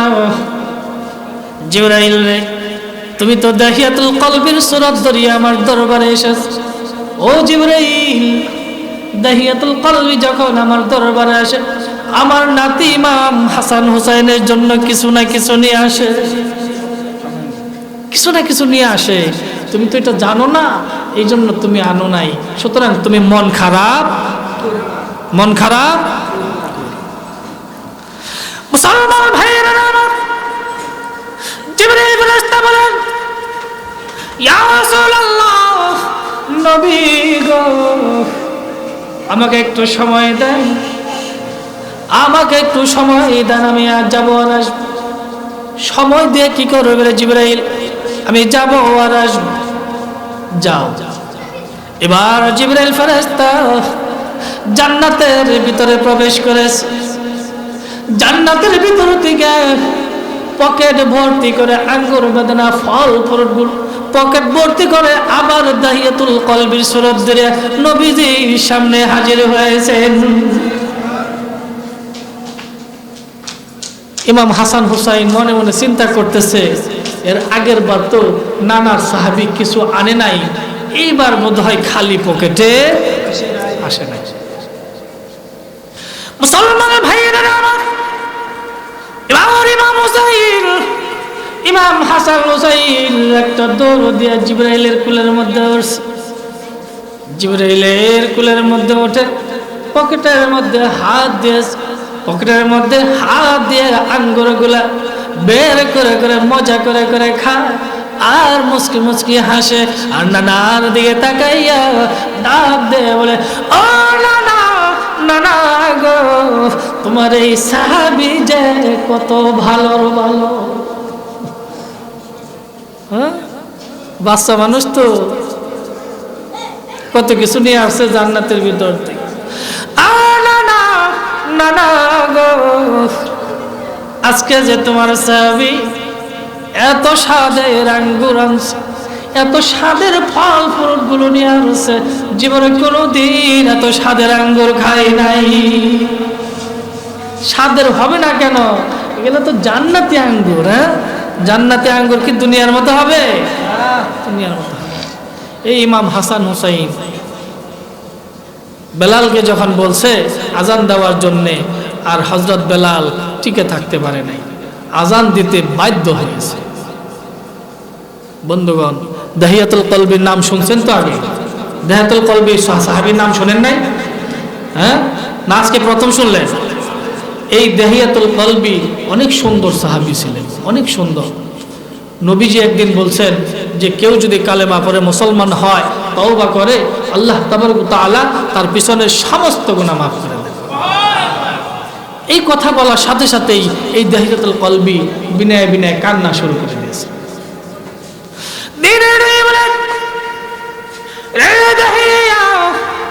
কি হয়েছে তোমার? কি জন্য তুমি আমল করে হাওমাও করে কান্না শুরু করে দিয়েছো?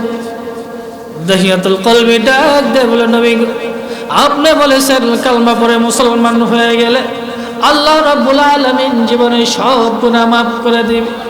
বিশ্বাস করে আমি আপনার কথার মধ্যে কোনো সন্দেহ নাই, কিন্তু নবীজি, আমার মন বলে আমি এমন গুনাহ করেছি, আমি এমন বড় গুনাহ করেছি, হয়তোবা আমি কালমা পড়ে মুসলমান হয়েছি ঠিক, কিন্তু আল্লাহ রাব্বুল আলামিন আমার জীবনে সব গুনাহ মাফ দিবে না।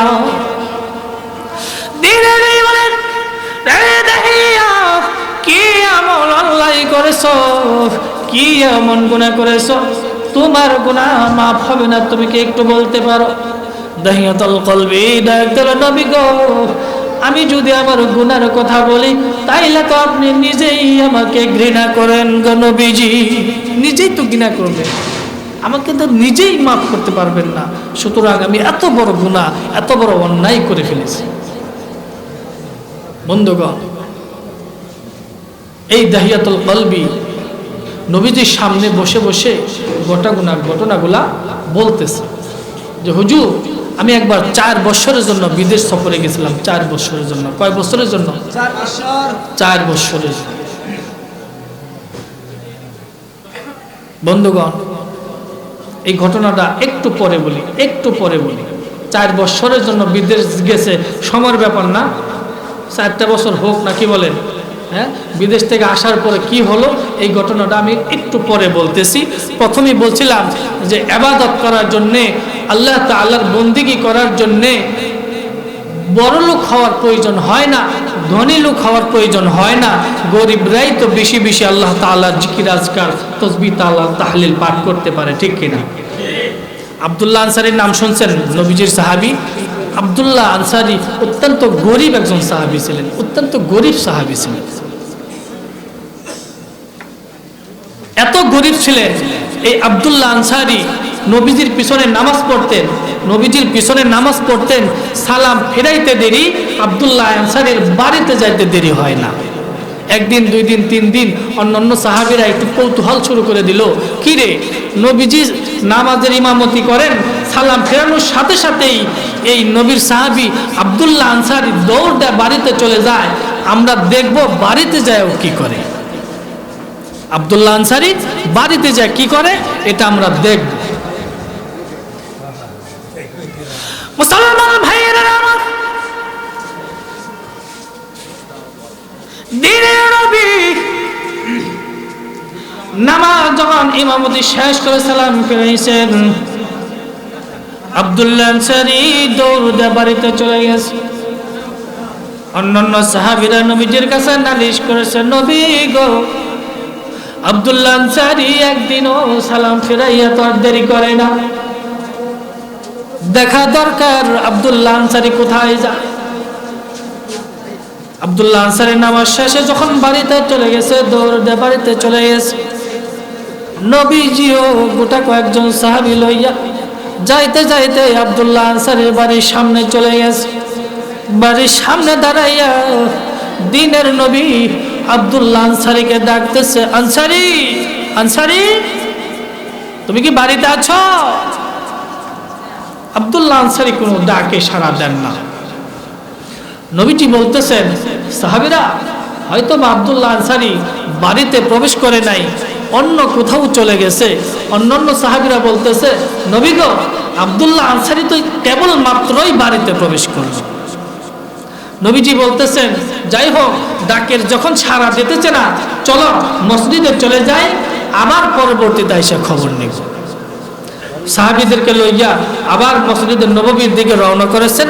পিছন দিক থেকে আব্দুল্লাহ আনসারী এরকম ডাক শুরু করে দিয়েছেন, হুজুর, হুজুর, নবী, এই তো আমি আব্দুল্লাহ আনসারী চলে আসছি।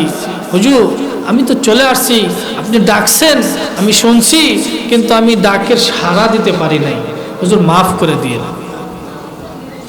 মুসলমান ভাইয়েরা আমার, দিনের বলেন, রে আব্দুল্লাহ আনসারী, তোমার নামে তো কমপ্লেইন আসছে, সালাম ফিরাইয়া তুমি আর দেরি করো না, বাড়িতে চলে আসো, তার কারণ। আব্দুল্লাহ আনসারীকে এই কথা জিজ্ঞেস করার সঙ্গে সঙ্গে চোখের পানি ছেড়ে দিয়ে কাঁদে। আব্দুল্লাহ আনসারী ডাক দিয়ে বলে, নবী গো, ও নবীজি, আমি কেন আপনার পিছনে নামাজ শেষ করে সালাম ফিরাইয়া একটা দৌড় দিয়ে বাড়িতে চলে আসি। কে গো নবীজি, এই যে দেখেন আমার গায়ের যে জামাটা, পরনের জামা, এই একটা জামা ছাড়া আমাদের বাড়িতে আমার আর কোনো জামা নাই। কে গো নবীজি, আপনার পিছনে নামাজ আদায় করে একটা দৌড় দিয়ে আমি বাড়িতে চলে যাই, বাড়িতে যাইয়া এই জামাটা খুলে আমার বিবিকে দেয়, আর বিবিকে ডাক দে বলে, বিবি রে, এই যে নাও, এই জামাটা নাও, এই জামাটা পরিধান করে আল্লাহ তাআলার হুকুম পালন করো।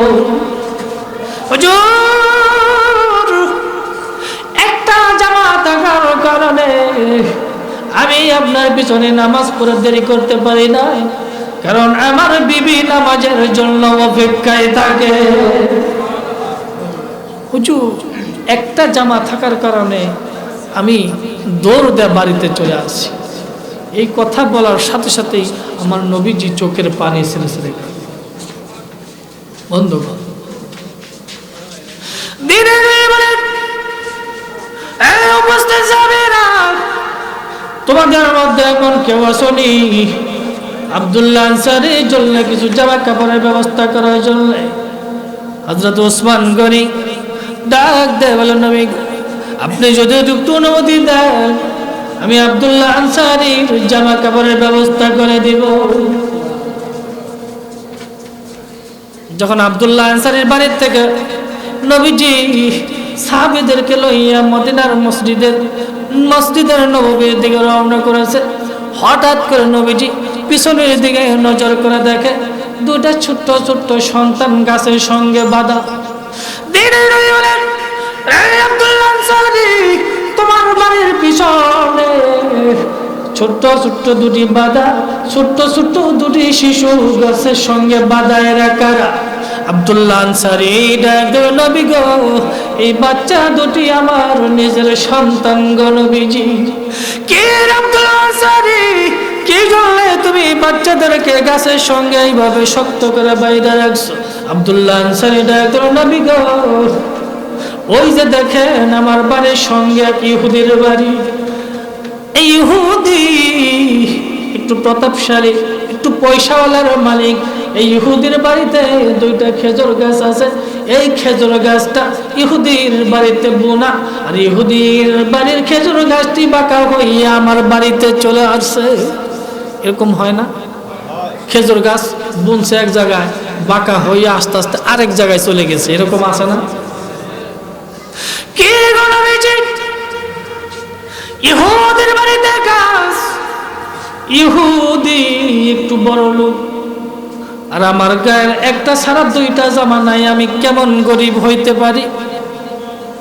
ইহুদির বাড়ি তো আমি কুলাই না, হ্যাঁ এটা ঠেলাই তো আলাদা, ইহুদির তো পয়সা পাতির মালিক আলাদা, হ্যাঁ।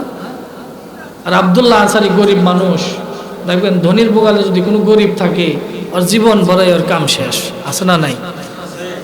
ওর ঠেলা খাইতে খাইতে ওর জিন্দিগি চলে যায়, কিন্তু ওর জীবনে ঠেলা শেষ হয় না। আব্দুল্লাহ আনসারী বলতেছেন, হুজুর এই যে আমার বাড়ির পাশেই এক ইহুদির বাড়ি, এই খেজুর গাছটা আমার বাড়িতে চলে আসছে। কি এই খেজুর গাছ যখন আমার বাড়িতে চলে আসছে, এই খেজুর গাছ থেকে যখন খেজুরগুলা পেকে পেকে আমার বাড়িতে আইসা পড়ে, আমার ছেলে দুটি ওই খেজুর গাছের তলার থেকে খেজুরগুলো কুড়াইয়া কুড়াইয়া খেয়ে ফেলে। তখন ইহুদি আইসা আমার ছেলেদেরকে মারধর করে, গালিগালাজ করে, ইসলামের উপরে এরকম গালিগালাজ করে, আপনাকে নিয়েও গো নবীজি গালিগালাজ করে। সুতরাং এই খেজুর গাছের খেজুর যেন না খাইতে পারে, সেই জন্যই আমার ছেলে দুটিকে গাছের সঙ্গে বাইধা রাখছি। মুসলমান ভাইয়েরা আমার, দিনের বলেন সাবিরা, তোমাদের মধ্যে এমন কেউ আসেনি এই দুইটা গাছের মালিকানা আইনা দিতে পারো? হযরত উসমান গনি ডাক দিল, নবী গো অনুমতি দিলে আমি উসমান চেষ্টা করে দেখতে পারি। যাও। উসমান গনি ইহুদির বাড়িতে চলে গেতে বলে, এই ইহুদি তোমার বাড়িতে দুইটা খেজুর গাছ বিক্রি করবানি? ইহুদি উসমান গনিকে চিনে। উসমান গনি তো হাজার হাজার খেজুরের বাগান, হাজার হাজার গাছ আছে এক একটা বাগানের মধ্যে। ইহুদি বুঝা ফেলাইছে এত খেজুরের বাগান থাকতে দুইটা খেজুর গাছের প্রয়োজন হইল, বোধহয় এখানে কিছু না কিছু লুকাইয়া আছে। ইহুদি মানুষ তো একটু বুদ্ধি বেশি, বুঝা ফেলাইছে। ইহুদি কয় লাভ হইলে বেশি লাভ হইলে বিক্রি দিয়ে দেব। ওসমান গনি ডাক দেয়া বলতেছেন, তাহলে কত টাকা হইলে বিক্রি করবা? ইহুদি ডাক দেয়া বলতেছে, হে ওসমান গনি, এক একটা গাছের বিনিময়ে 50টা করে খেজুর গাছ দিতে হবে। কয়টা খেজুর গাছ? 50টা খেজুর গাছ দিতে হবে। আর দুইটা গাছে তাহলে কয়টা খেজুর গাছ? 100 খেজুর গাছের বিনিময়ে তুমি এই দুইটা খেজুর গাছের মালিকানা হইতে পারবে। সঙ্গে সঙ্গে আর দেরি করে নাই, হযরত উসমান গনি 100 খেজুর গাছ দিয়ে দুইটা খেজুর গাছের মালিকানা নিয়ে আসছে। এই দুইটা খেজুর গাছ আমি বুক করব, তোমার জায়গায় গোড়ালি থাকবে, তোমার বাড়িতেই থাকবে, আমি বুক করব। আর আমার বাগানে 100 খেজুর গাছ আমার বাগানেই থাকবে, তুমি নিজে বুক করবে, তুমি বুক করবে। 2টা গাছের মালিকানা নবীজির সামনে নিয়ে আসছে। নবীজি মালিকানা দেখে ডাক দিয়ে বলতেছে, ওসমান গনি, তুমি তো অত্যন্ত মহৎ একটা কাজ করে ফেলেছ। মুসলমান ভাইয়েরা আমার, দিনের বলেন, রে ওসমান গনি, তুমি কেমন করে এই 2টা গাছের মালিকানা নিয়ে আসছো? ওসমান গনি ডাক দিল, নবী গো, 100 খেজুর গাছের বিনিময়ে আমি এই 2টা খেজুরের মালিকানা হয়ে গেছি, 2টা গাছের মালিকানা হয়ে গেছি। হযরত ওসমান গনি বলেন, ইয়া রাসূলুল্লাহ, মাত্র 100 জায়গায় যদি 1000 খেজুর গাছ ইহুদি চাইতো, এই মালিকানা আমি রেখে আসতাম না। বন্ধুগণ, নবীকে খুশি করার জন্য হযরত ওসমান গনি 100 খেজুর গাছ দিয়ে নবীকে খুশি করছে। নবীকে খুশি করে নাই? নবী খুশি হইলে খুশি হয় কে? নবী খুশি হইলে খুশি হয় কে? আল্লাহ খুশি হয়। এখন এই যে আমরা মাহফিলে এসেছি, এটা কার ঘর?